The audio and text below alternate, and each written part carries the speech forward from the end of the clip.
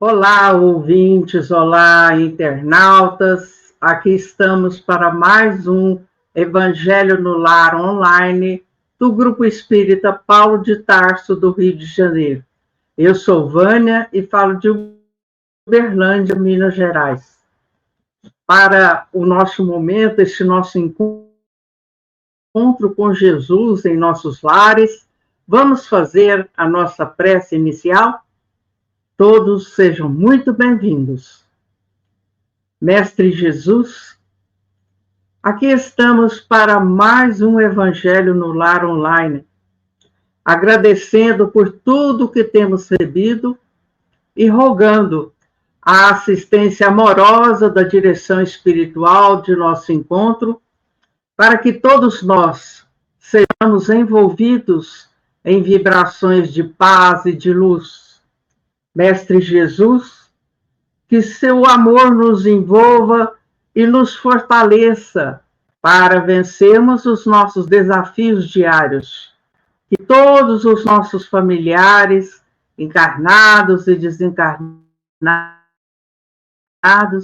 sejam amparados, Senhor, e assistidos pela misericórdia e pelo amor.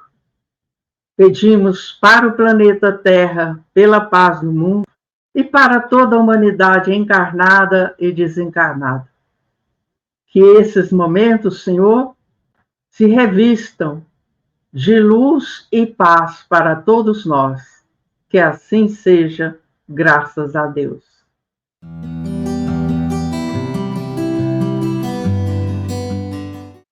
E para abrir o nosso encontro de hoje, nós convidamos a nossa querida Norminha, que vai falar para nós o item 5 do capítulo 13 do Evangelho segundo o Espiritismo, que é o óbolo da viúva. É com você, Norminha. Ok, querida Vânia. Então, meus irmãos, com muita alegria, né, e amor no nosso coração, vamos iniciar, né, o item 5 desse capítulo 13, que a vossa mão esquerda não saiba o que está a vossa mão direita. Esse item 5 tem por título o óbolo da viúva, e diz assim: Jesus, estando sentado defronte o gasofilácio, considerava de que maneira o povo nele atirava o dinheiro e que várias pessoas ricas tinham colocado muito. Veio também uma pobre viúva que nele colocou somente 2 pequenas moedas. Então Jesus, tendo chamado seus discípulos, lhes disse: Eu vos digo em verdade, esta pobre viúva deu mais do que todos aqueles que colocaram no gasofilácio, porque todos os outros deram de sua abundância, mas esta deu de sua indigência, tudo, mesmo o que tinha e tudo o que lhe restava para viver.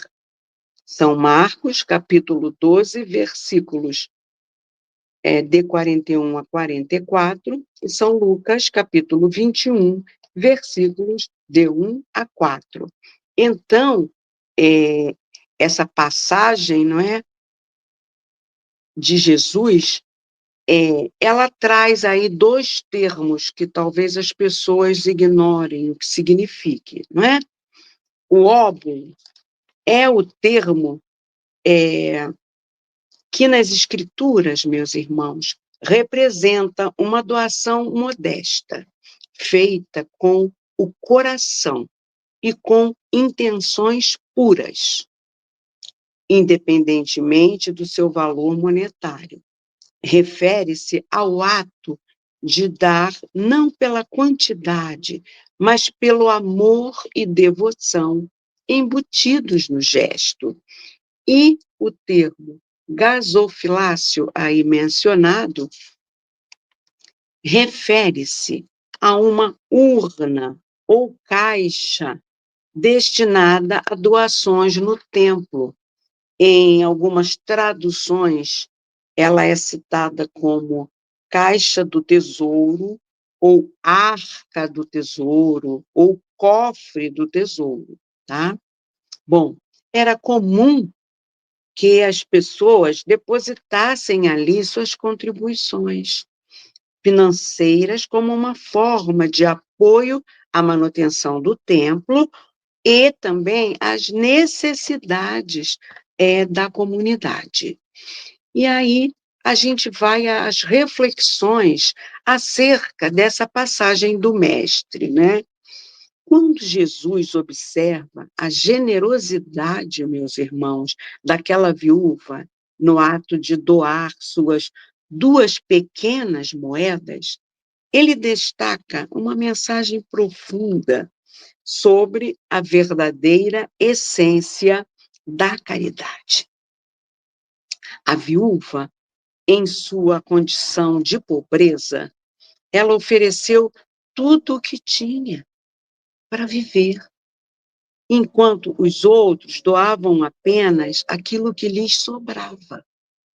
Bom, a verdadeira generosidade, como exemplificada pela viúva, meus irmãos, não é medida pela quantidade, né, que doamos, mas pelo sacrifício e pela intenção por trás daquele ato que nós estamos fazendo de doação.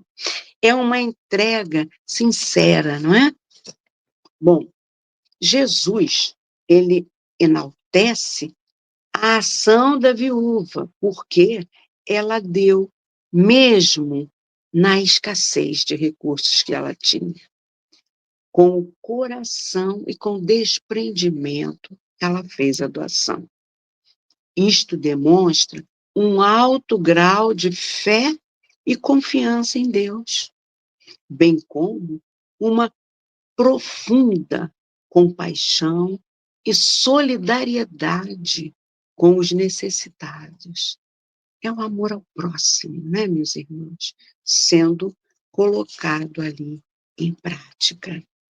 Enquanto os ricos depositavam grandes somas, de maneira quase automática e sem grande esforço, a doação da viúva era fruto de um sacrifício genuíno. Esse contraste revela que o valor espiritual da doação está na entrega que é significado, que é a entrega do que é significativo para nós, e não simplesmente da quantidade monetária, né? Então, para a nossa reflexão, questionemo-nos como estamos praticando a nossa caridade no dia a dia. Oferecemos algo que nos custa ou apenas aquilo que não faz falta? Há pessoas que, quando vão doar alguma coisa, por exemplo, no templo, doam roupas muito gastas. Então, a gente tem que meditar bem se isso é caridade, né, meus irmãos? Doar com o coração, com amor, aquilo que gostaríamos de receber se estivéssemos na mesma condição. Por quê? Porque a generosidade, né, como exemplificado aí nessa passagem da viúva, serve como um exemplo profundo de como a verdadeira caridade é aquela que vem do nosso coração, que se expressa mesmo nas dificuldades, no caso dela, né? E que se preocupa mais com o bem-estar alheio do que com o próprio conforto. Portanto, a ação da viúva pobre é uma lição atemporal sobre altruísmo e verdadeira entrega, mostrando-nos que, na visão de Jesus, o que verdadeiramente importa é a qualidade do gesto e a pureza da intenção, e não o montante doado. Então, seja qual for o tipo de doação, o que vai importar é a pureza com que estamos doando, e não o montante da doação. É isso, queridos irmãos.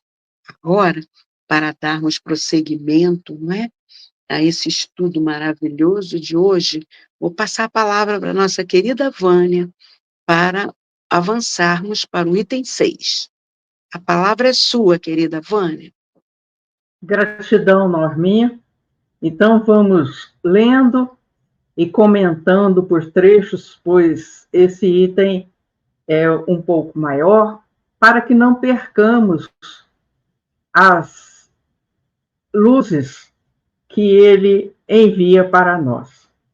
Muitas pessoas lamentam não poder fazer todo o bem que gostariam, por falta de recursos suficientes. E se desejam possuir riquezas, dizem, é para lhes dar boa aplicação. É sem dúvida louvável a intenção, e pode até ser sincera em alguns. Será, porém, completamente desinteressada em todos? Não haverá quem, desejando fazer o bem aos outros, prefira poder começar por fazê-lo a si próprio, proporcionar a si mesmo alguns gozos mais, usufruir de um pouco do supérfluo que lhe falta, destinando aos pobres o resto? Essa segunda intenção, que talvez dissimulem, disfarcem, mas que encontrariam no fundo dos seus corações, se os procurassem cuidadosamente, anula o mérito do intento, porque a verdadeira caridade pensa nos outros antes de pensar em si. Vamos dar uma paradinha aqui para um comentário que consideramos importante para a nossa reflexão. Porque muitas pessoas lamentam não ter recursos financeiros para fazer o bem, para praticar a caridade.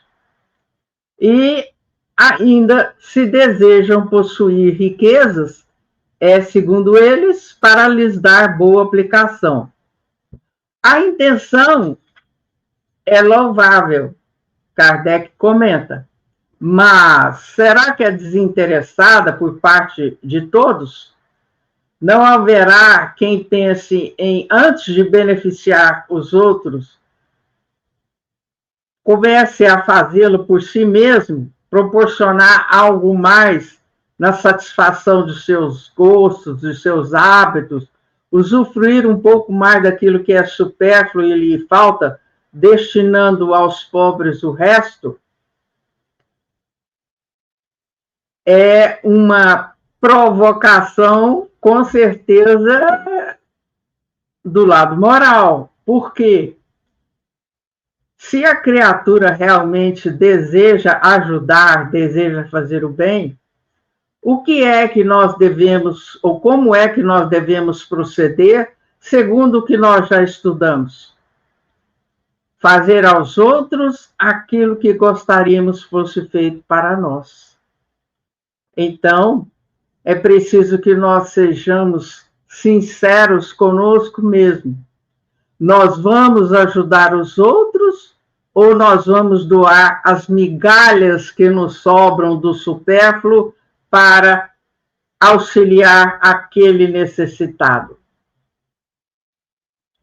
Porque a verdadeira caridade é aquela em que nós pensamos nos outros antes de pensar em nós. É essa prática que revela o quê? Que revela desinteresse, que revela desprendimento, que revela preocupação maior com aquele que está mais necessitado. O sublime da caridade, neste caso, estaria em procurar o homem no seu trabalho, pelo emprego de suas forças, da sua inteligência, de seus talentos, os recursos que lhe faltam para realizar seus generosos propósitos. Não é? Então, o Kardec aqui está destacando que para nós fazermos o bem, nós devemos procurar no nosso trabalho, com as nossas forças, com a nossa inteligência, com os nossos talentos, os recursos de que necessitamos para esses propósitos generosos. Aí estaria o sacrifício mais agradável ao Senhor. Então, quando nós falamos em sacrifício, é o sacrifício do orgulho, o sacrifício da vaidade, é o sacrifício do tempo em que a criatura fica à toa, é o sacrifício, acima de tudo, dos talentos que Deus concedeu a cada um de nós para que os empregássemos no bem. Certo? Esse é o sacrifício mais agradável a Deus. Infelizmente, a maioria vive a sonhar com os meios mais fáceis e mais rápidos de enriquecer, correndo atrás de quimeras, de fantasias, como a descoberta de tesouros, uma chance aleatória favorável, o recebimento de heranças inesperadas, etc. Então, Kardec, já a essa época em que o Evangelho foi composto, foram reunidas as mensagens, né? Kardec deu a sua contribuição, já mostrava que muitos preferem e buscam os meios mais fáceis e rápidos de enriquecer, né? Então, a descoberta de tesouros, uma herança inesperada, né? Um jogo, né? Que seja favorável, né? Que dizer do que esperam encontrar nos espíritos auxiliares que os secundem em pesquisas dessa natureza?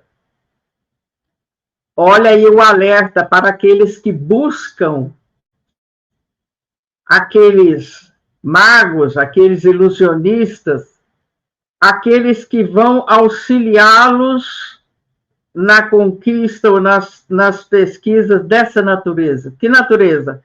De obter a riqueza ou os recursos por meios pouco lícitos ou totalmente ilícitos. Certamente não conhecem nem compreendem a sagrada finalidade do Espiritismo, e ainda menos a missão dos espíritos, a quem Deus permite que se comuniquem com os homens. São, assim, punidos pelas decepções. Vamos no livro dos Médiuns, itens 294 e 295, onde Kardec fala isso, daqueles que buscam os espíritos para auxiliá-los nesses objetivos escusos. Aqueles cuja intenção está isenta de qualquer ideia pessoal devem consolar-se da impossibilidade em que se encontram de fazer todo o bem que desejariam, lembrando-se de que o óbolo do pobre, do que dá privando-se do necessário, pesa mais na balança de Deus do que o ouro do rico que dá, sem se privar de coisa alguma. Então, aqueles que realmente têm a intenção de beneficiar outras pessoas devem consolar-se com a impossibilidade de, naquele momento, naquela circunstância da sua vida, de fazer todo o bem que gostariam. E Kardec coloca que a doação, o óbolo do pobre, do que dá privando-se do necessário, pesa mais na balança de Deus do que aquele rico que dá sem se privar de coisa alguma. Olhe que interessante. como bem comentou a nossa irmã Norminha, né? Nós que trabalhamos nesses setores, sabemos que muitas pessoas doam roupas, calçados, já sem condições de uso, né? Verdadeiros trapos, muitas vezes sujos de detritos humanos, né? Então, Kardec está nos lembrando que quando dermos algo, se esse algo seja algo necessário em condições de uso, colocando-nos na posição de quem vai receber. Se você estivesse numa circunstância especial de sua vida, em que estivesse dependendo da caridade alheia, o que diria se alguém lhe desse uma roupa totalmente inapropriada para o uso? Uma roupa que estivesse suja de fezes, de urina e etc. A satisfação seria grande, sem dúvida, em poder socorrer em larga escala a indigência. Mas, se essa satisfação lhe é negada, submeta-se e se limite a fazer o que possa. Esse trecho aí é muito importante para todos nós. É importante buscarmos fazer algo que esteja em nossas condições. E não fazer o bem com ostentação, com orgulho e vaidade, preocupando-se em divulgar, preocupando-se em falar, vamos atender 200 pessoas, são 200 cestas básicas, vão ser 1.000 cestas básicas. Cuidado. Aliás, será só com o dinheiro que se podem secar lágrimas? Deve-se ficar inativo quando não se tenha dinheiro? Aquele que sinceramente deseja ser útil a seus irmãos, encontrarás 1.000 ocasiões de realizar o seu desejo. Então, se eu não tenho dinheiro para doar, alimentos para doar, roupas para doar, que eu dê a minha palavra de conforto, a minha palavra de esperança,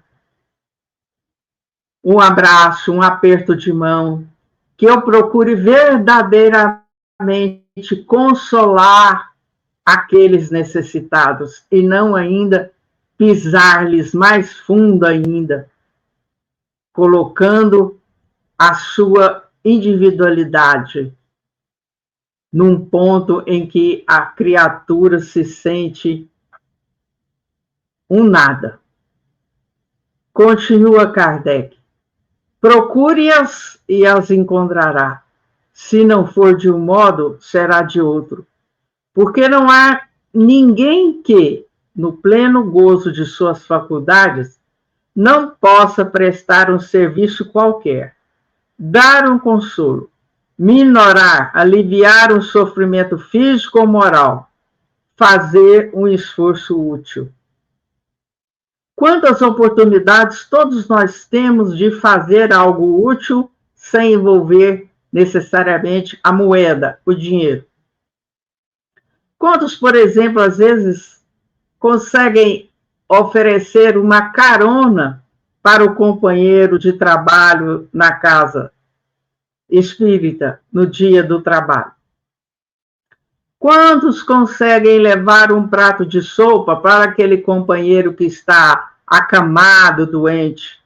Ou mesmo fazer-lhe uma visita fraterna, levando-lhe palavras de ânimo, de esperança, levando até um bolinho para o café? Aí Kardec finaliza.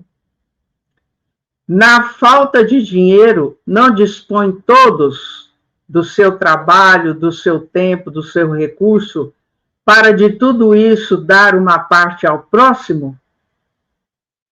Também aí está a dádiva do pobre, o óbolo da viúva.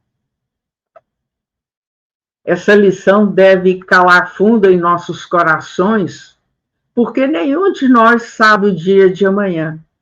Hoje estamos bem, de saúde, estamos empregados, temos a nossa moradia, temos às vezes até um carro, mas e o dia de amanhã? E se sobrevierem dificuldades, o desemprego, né? A doença que nos prende ou a um ente querido ao leito por tempo prolongado? Como é que nós vamos reagir diante da visita do infortúnio, que vem nos testar a nossa fé, a nossa confiança em Deus, o nosso desprendimento? Meus irmãos, não é à toa que diz o ditado: pimenta nos olhos do outro é refresco.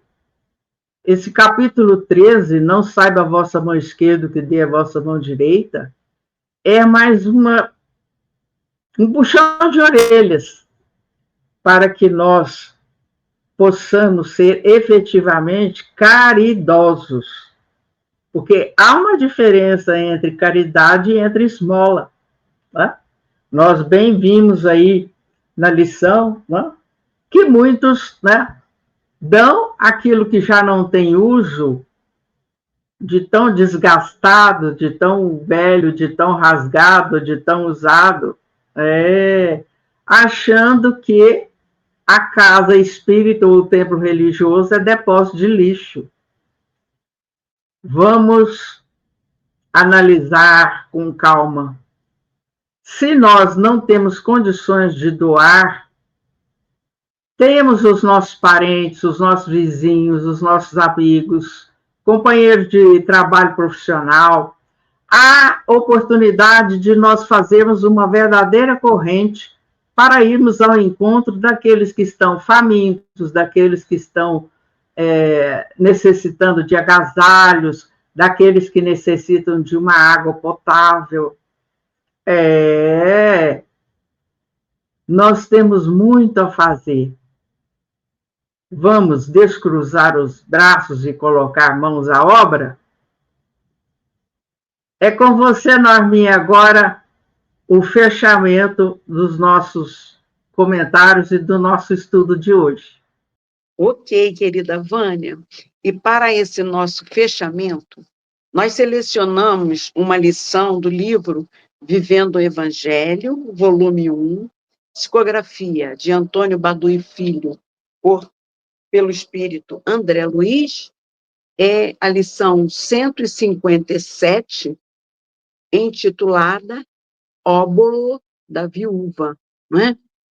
Bom, antes de lermos essa lição, vamos refletir que nós sabemos, não é, que somos seres perfectíveis e que estamos aqui encarnados nesse plano de provas e expiações para nos aprimorarmos, não é? Portanto, é preciso que a gente tente, que a gente envie esforços, meus irmãos, para sermos melhores a cada dia. Vamos prestar atenção como André Luiz nos desperta com o conteúdo dessa lição 157, Óbolo da Viúva. Diz ele: o ouro da indulgência ainda não guardas, mas perdoa.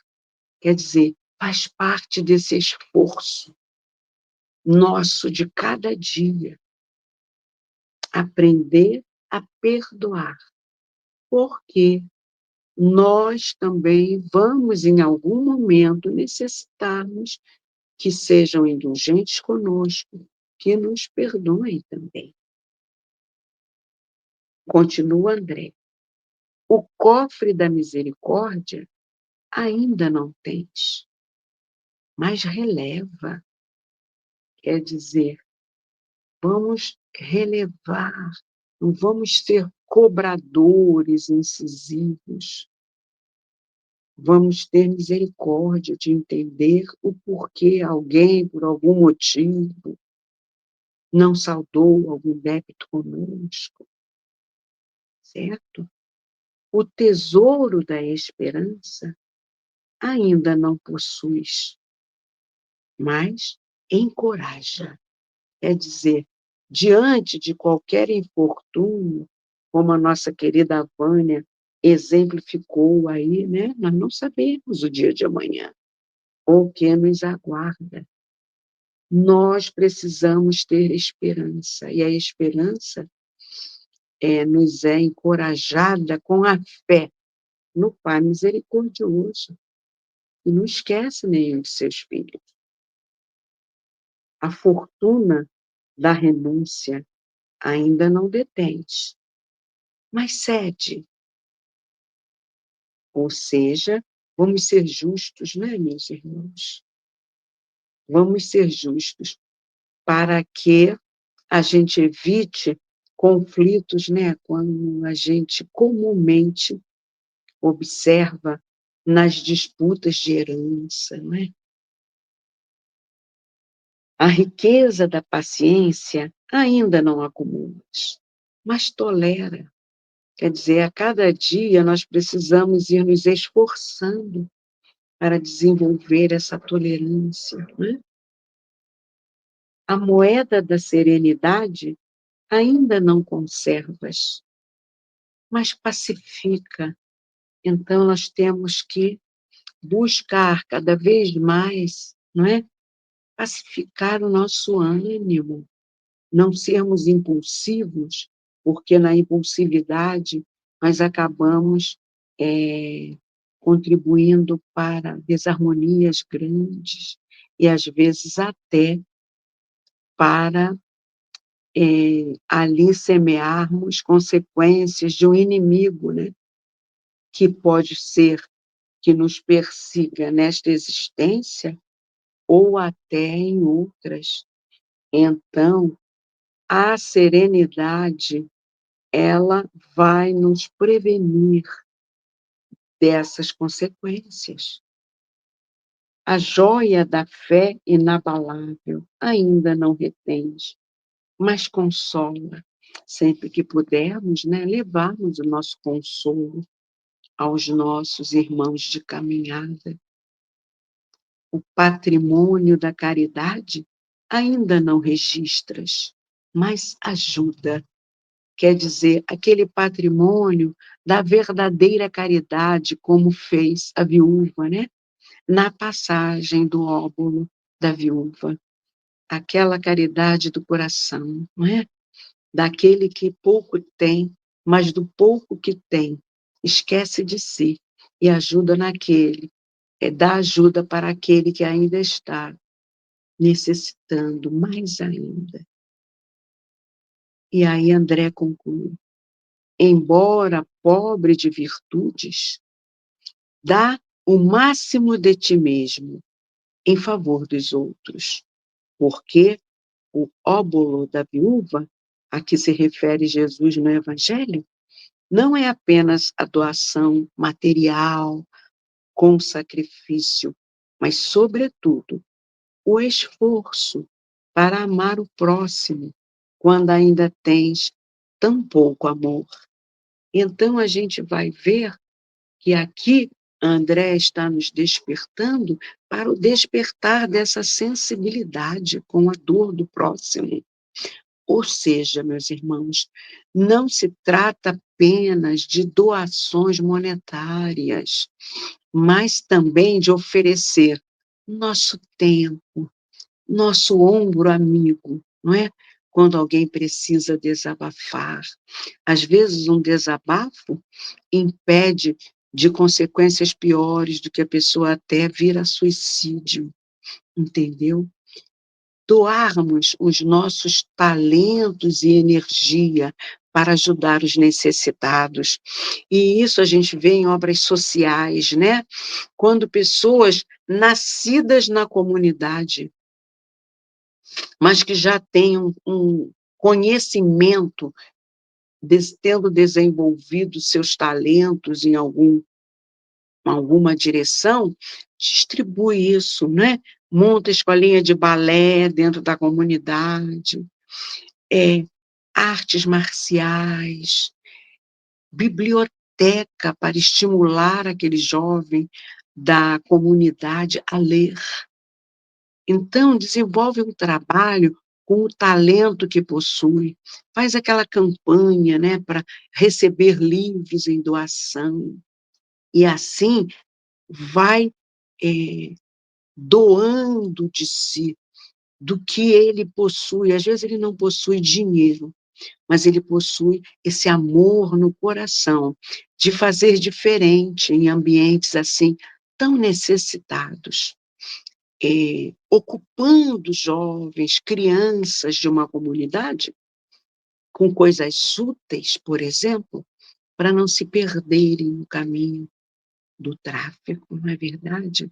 Olha quanta coisa, né, a gente pode construir quando o amor no nosso coração pelo próximo desabrocha. Este tipo de caridade que envolve o esforço pessoal e dedicação, meus irmãos, é altamente valorizado na visão espiritual. O verdadeiro mérito está na dificuldade do ato e na sinceridade da intenção. É isso, meus irmãos, que nós hoje conseguimos abstrair dessas lições trazidas no nosso abençoado Evangelho de Jesus. Muita paz em nossos corações.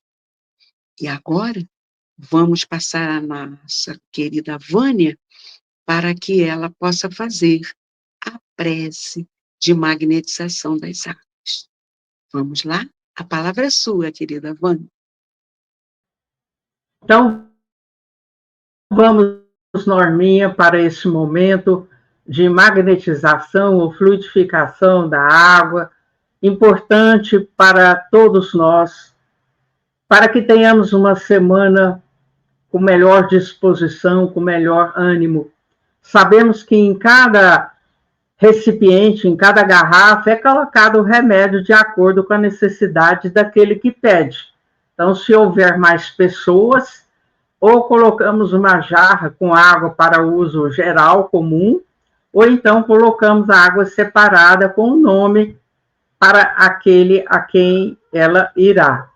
Lembrando que basta uma quantidade equivalente a uma xícara de café, aquela xícara pequena, 3 vezes ao dia, manhã, tarde e noite, para que todos nós nos sintamos reanimados. Vamos lá? Jesus, mestre e médico, aqui estamos em nosso Evangelho no lar, pedindo que sejam colocados os medicamentos necessários a cada um. Medicamentos trazidos dos laboratórios divinos que a medicina terrena não conhece, mas que pedimos, Senhor,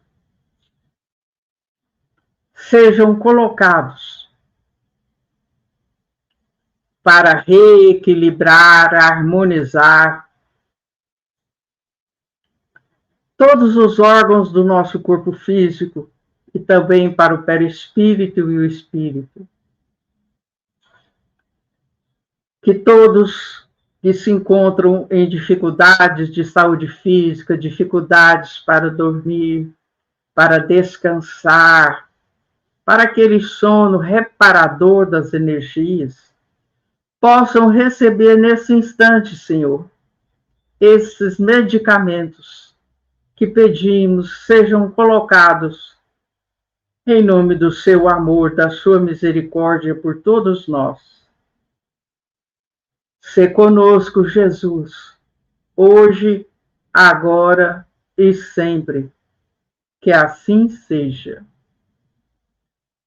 Caminhando para o final de mais um Evangelho no Lar Online do Grupo Espírita Paulo de Tarso, nós queremos desejar a todos uma semana que breve se inicia, com muita paz, com mais esperança, com mais fé, e que nós possamos nos encontrar semanalmente para o estudo do Evangelho de Jesus à luz da doutrina espírita.